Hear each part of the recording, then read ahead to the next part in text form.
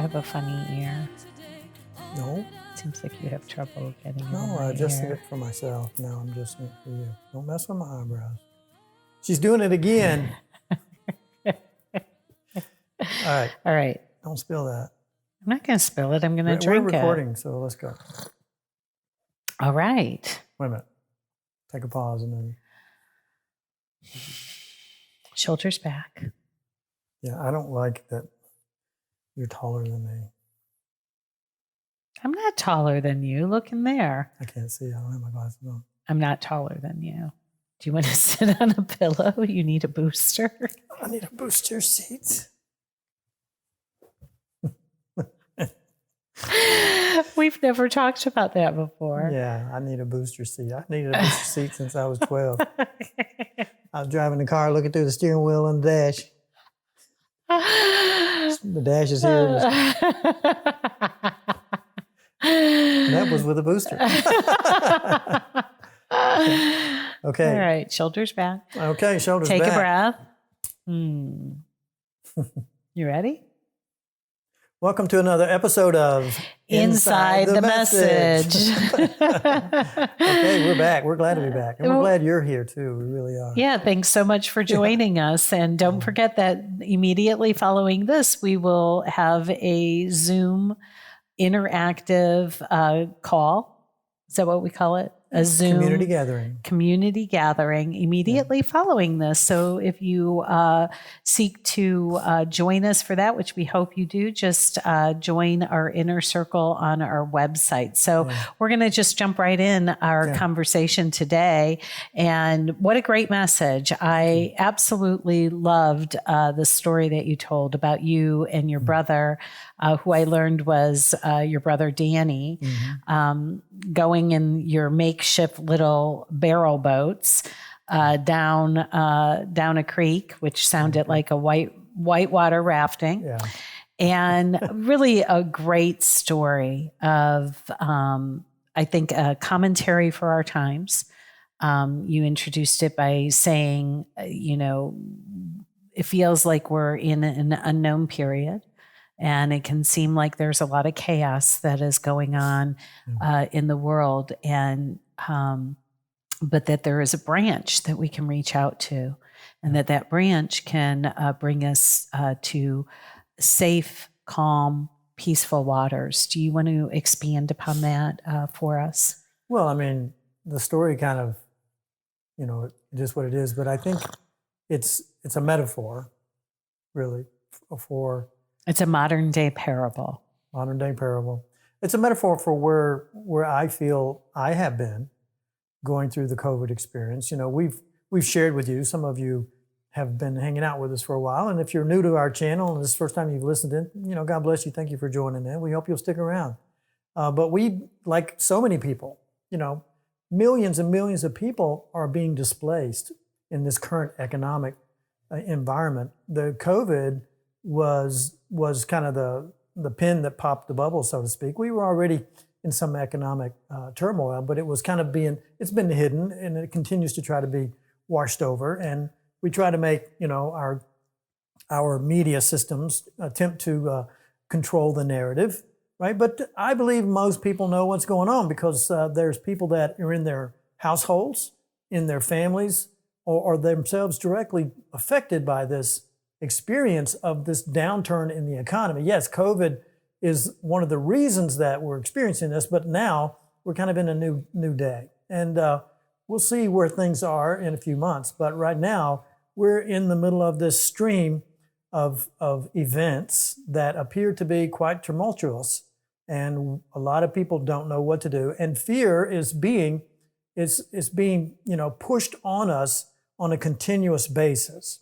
Every day, no matter which media source you might plug into, it's really difficult to find any source that is not promoting some kind of a projection of fear. That might be putting it out on somebody else or some other system that we're all dealing with. But, it is, a lot of foreboding news that's out there. So why, obviously, wouldn't most everybody, we're glad to be at home. We're glad to be, apart from each other because we're afraid. And why wouldn't we be? Because we're being told to be afraid continuously. And it's almost nonstop. And so I'd like to just say, let's put the brakes on that puppy for a minute, because fear is a liar. It's false evidence appearing real, and it's not the truth. You are the creator. You and I and you. We're the creators of our experience. So if we want more to fear, then we should follow the leaders who are promoting fear. If we want more to be happy about, to be joyous about, and to celebrate, then we need to put all of that behind us, and we need to take our power back and say, you know what? We are the creators of our experience. We created that experience. That's how powerful we are. And so we can change. If we don't like what we're experiencing, we can take responsibility and say, that's okay, we'll take responsibility, but now we're going to create something new. And I'd like to begin that process. Right. And so what comes up for me and what you're sharing right now, which is really exciting, is, the pulling back the veil, so to speak, on the weaponization and the manipulation through fear. So the weaponization of fear and how we are easily manipulated by that is the game of the ego.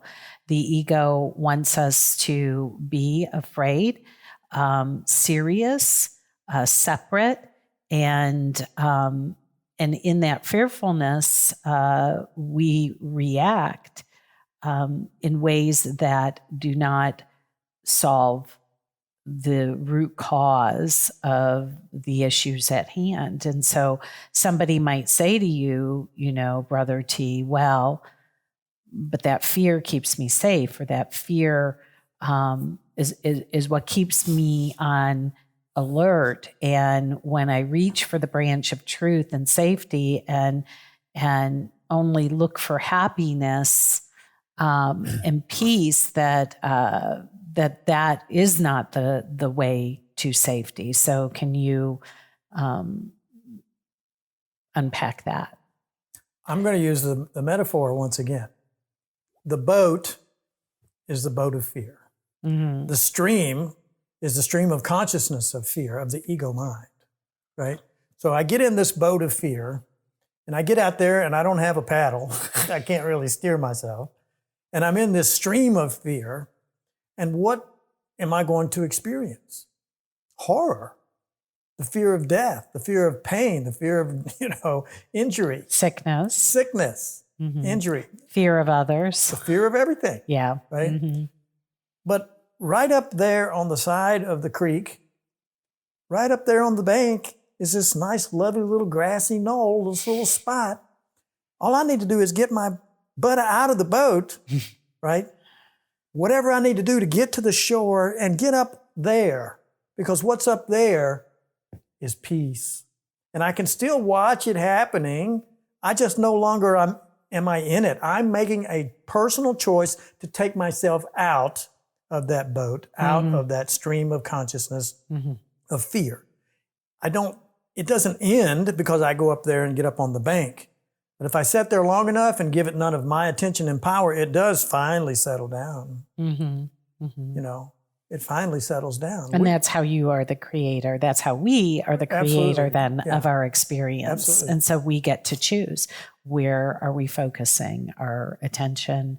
Where are we? What waters are we swimming in? Right. And who are we hanging out with? Yeah. I mean, literally.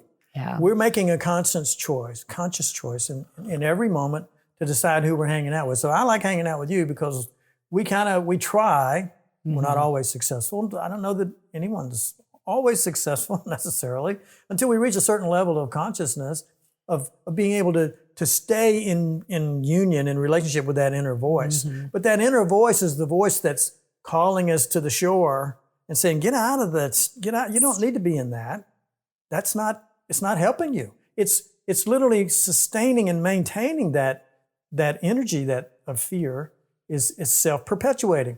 And let's just not forget that the world is reflecting us mm-hmm. in our consciousness. So let's get out of the boat, get up on the shore up there, and maybe up on the little grassy knoll on the bank, and and hang out together. And the branch you said is like the branch of true thought principles. True thought principles. And so, absolutely. And you did mention the foundational principles that, and here's the deal, these aren't theoretical principles. They're principles that we actually apply in our lives. So you mentioned how in this inside the message here, how our lives have changed so much dramatically. And we applied the same principles that we are the creator of our experience, that all events are neutral. The events in and of themselves are neutral. And yet our thoughts are creative and our thoughts are powerful. And so, we can apply that to anything that we maybe experience. In our situation, it was an experience of kind of being extricated from a job situation in what felt like a dramatic way. Others are experiencing this as well. Others are experiencing shifts in their livelihood and employment. Others are experiencing the perception of loss through death, fear through sickness. And in all of these cases, these principles, what is true always. And so can you share a little bit more about how that ends up being the branch that can actually take us out of that stream of consciousness? To me, it really, it comes down to the journey or traversing the levels of consciousness. Mm-hmm. And while it appears to be an intellectual exercise, it's really not. It's an exercise of the heart. Mm-hmm. We have to get out of the head, which is looking at the world, and it's only looking at the world through the senses of the body, and go to the heart and begin to connect with the wisdom and knowing of the feeling self, right? And it's the self of love, and it's resides at the very center of our being.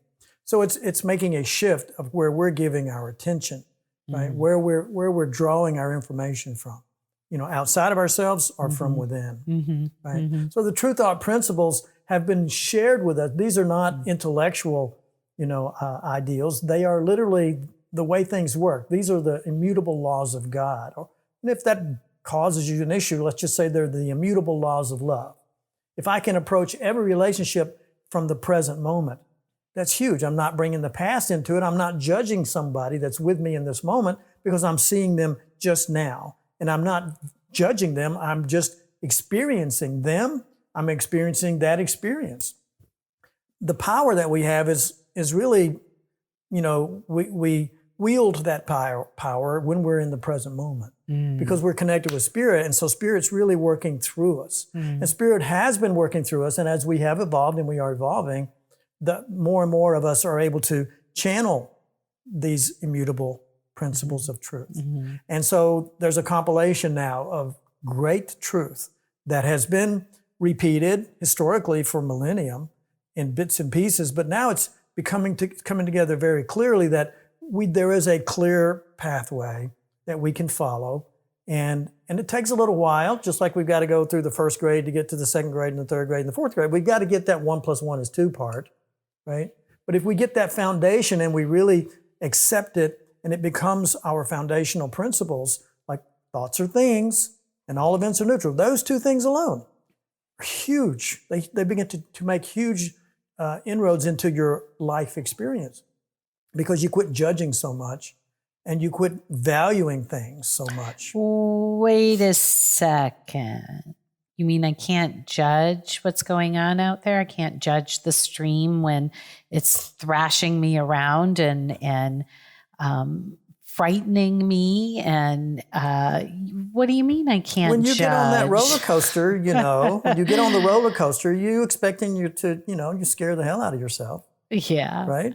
Well, get in the boat and get out. Why did we get out in the stream that day? Because we wanted a thrill. Right. Right? Yeah. We wanted a thrill. We came here into this experience because the ego is a thrilling experience full of treachery and and disaster and navigating these precipices of disaster. But there's also high points. There's a lot of high points, right? Yeah. But none of it's eternal. Right. It's experience. What we want to return to is our eternal nature, which is bliss, not excitement, but real and eternal joy and bliss. And that's what Spirit has to offer. And it's so much better than unemployment and death and guilt and craziness and grasping and clinging, going down the creek, scratching at the banks, just trying to get a toehold in something out of desperation. And that's where a lot of people are right now. There are people that are already concerned about paying their rent or concerned about their next meal. A lot of families in our country. Right. I've been hearing that there are more Americans and more children experiencing hunger, right now. Right. And so when we hear those things, our natural reaction, I think, is to go to despair or sadness or overwhelm. Like, how do we solve these very real experience of discomfort and needs not being met? And it is a quandary in some ways. Yes, it is. But it's only to the mind that's uninformed. If you realize that whatever's going on is a setup and you're the one that set it up, and you did this to yourself to wake yourself up, there's no possibility of anybody being a victim.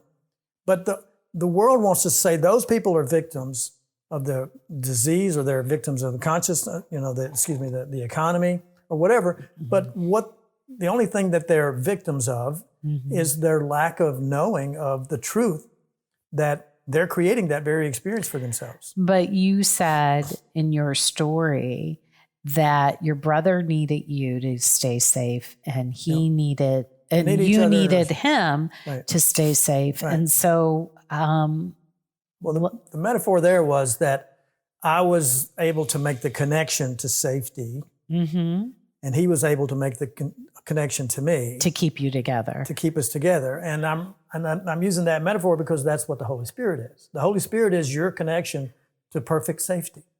As Christ, in perfect safety, you can release all tension. Now, as Christ is you, right? You are Christ's mind, that immutable light. You could imagine yourself being in a room of total blackness, right? It's just total blackness. You can't see anything, but the smallest little light, you can see that. In all of the sea of blackness, you'll be able to see that little light. You're the light. We are the light. If we stay in conversation, if we stay in resonance, if we stay in vibration with true thought principles, we become the light. And part of my talk, I was actually going to have a picture of a candle burning in a dark room and then showing a lighthouse on the shore. Right? Because as we join together, the light brightens, and we need each other so much, because as we come together, that it's an exponential increase in amplitude of that light. Wonderful. That's so beautiful. And so when we see these headlines of, quote unquote, the suffering of our brothers and sisters, that we have to trust that it is the light and not the darkness that will bring forth responsive solutions, because we will then return to spirit, return to cause. And you kind of tip the hand of where we're going next, which is the levels of consciousness. And as we begin to do that, what we will find, like you said, that it becomes like a map, if you will, a guide to rising in consciousness. And as we do that, we're not abandoning anyone or anything, but we are actually entering into our freedom, into our power, where we can then be a beneficent presence in the world, but we must begin with ourselves first. We must got to put oxygen masks, yes. Stuff first. But yes. people say, well, what can I do have compassion and I do love my neighbors and I see people that need food or whatever. Well, if they're your neighbors, go knock on the door and ask them, how you doing? Do you need any help? Go to your family. There's people in my family. We have a big family. We have a big family, and we're going to get together here this month and have a little get together. And I'm going to be asking people, how you doing? Do you need food? Do you need a place to live? I mean, how you doing? Are you doing okay? We can do whatever, what we're capable of doing with those that are in our universe. Right. So being a beneficent present and giving and receiving too, right. because for some people it can be hard to ask for help and to receive. And absolutely. So big time. We are in this beautiful place where, just like in your metaphor, we need one another. And so, let us be mindful of, as you said, our circle. Where can we be helpful there? Where can we begin to extricate ourselves from the fearfulness, the weaponization of fear, the manipulation of fear, and step out of that and see where can I help and where can I receive help, and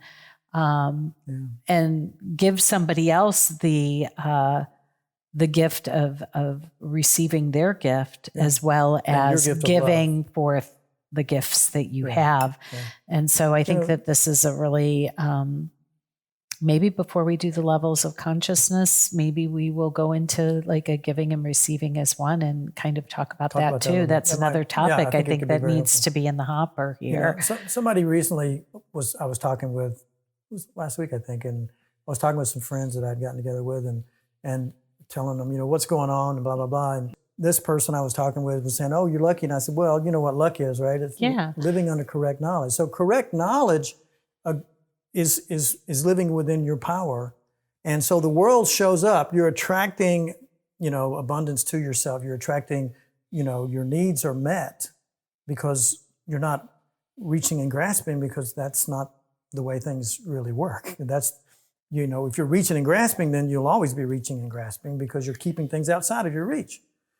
Anyway, with that being said, we'll close for now, but join us for Inside the Message, because we can begin to unpack some of these things. But you talked about maybe getting into giving and receiving are one, and I think that would be a great next step in our conversation to kind of begin to lay a little bit more foundation for you as we're taking these next stepping stones. Right. So, well, this is exciting. There's just so much to talk about. We're just really in the beginning stages, but everything leads to other things. It's all connected. And so in a way, when we unpack one thing, we tend to go into other topics. And so it's really wonderful. And it's also great to hear from you and to learn what you have to say and share, and how this is impacting you. Yeah. We've been doing the Wednesday evening Zoom for a couple weeks now. We have a nice group that started, and we'd sure love for you to join us for the conversation in a real safe, interactive environment. And so please do join us for that. And you can just go to truethought.org to sign up for the Inner Circle email where you will receive the Zoom link. And I just want to say thank you again for a really wonderful topic, which truly was, can your consciousness impact your post-COVID experience? And the answer is yes. Absolutely. And stay tuned for exactly how that can be in your life, so that you can be who you came here to be and discover your true self. That's what we're here to be and do. So thanks a lot. I loved our time together. Yeah, and I love you. And we love you. Thank you. God bless. God bless. See you soon.